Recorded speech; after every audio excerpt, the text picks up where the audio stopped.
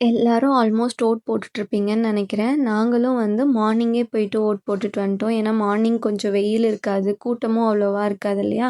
அதனால மார்னிங்கே போயிட்டு போட்டுட்டு வந்துட்டோம். நைட்டு வந்து யூடியூப்ல ஒரு ஷார்ட்ஸ் வீடியோல பூரி பார்த்தேன். அத பார்த்தோனே எனக்கு பயங்கரமா டெம்ப்ட் ஆயிருச்சு. நாளைக்கு பூரி செஞ்சே ஆகணும்னு சொல்லிட்டு நைட்டே வந்து சுண்டல் ஊற வச்சுட்டு படுத்துட்டேன். இப்போலாம் கிச்சன்ல வந்து நின்னு சமைக்கவே முடியறதில்ல. பயங்கரமா வேர்க்குது. அதனால ஒரு டேபிள் ஃபேனும் கொண்டு வந்து கிச்சன்ல வச்சுட்டு தான் நான் வந்து சமைக்கவே ஸ்டார்ட் பண்ணேன். எனக்கு வந்து பூரிக்கு வந்து பூரி கிழங்க விட சன்னா மசாலா வந்து ரொம்ப பிடிக்கும். உங்கள்ல யாருக்காச்சும் அது பிடிக்குமான்ட்டு கமெண்ட்ல ஷேர் பண்ணுங்க. நான் எப்பவுமே இந்த பூரி, சப்பாத்தி இதெல்லாம் செஞ்சா கொஞ்சம் அதிகமான குவான்டிட்டில தான் செய்வேன்.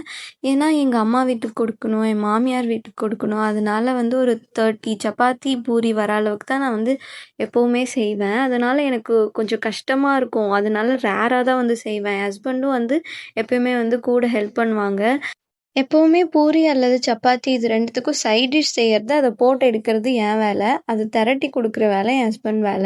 அதுவும் இல்லாம எனக்கு வந்து தெரட்ட வராது. நான் தெரட்டுனா ரவுண்ட் ஷேப்ப தவிர்த்து மித்த எல்லா ஷேப்பும் வரும். அதனால எப்பயுமே என் ஹஸ்பண்ட் தான் வந்து தெரட்டுவாங்க. ஃபர்ஸ்ட்டு பூரி வந்து எண்ணெய் சூடாகறதுக்கு முன்னாடி போட்டுட்டேன் போல. ஸோ கொஞ்சம் நல்லா வரல.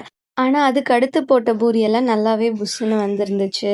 நாங்க பூரி போட்டுட்ருந்த இந்த டைம்ல வந்து சன்னா மசாலாவும் ரெடி ஆயிருச்சு. அப்படியே எல்லாருக்கும் குடுத்து விட்டுட்டு, நாங்களும் வந்து சாப்பிட ஆரம்பிச்சுட்டோம். உங்க வீட்ல இன்னைக்கு என்ன ஸ்பெஷல்னு கமெண்ட்ல ஷேர் பண்ணுங்க.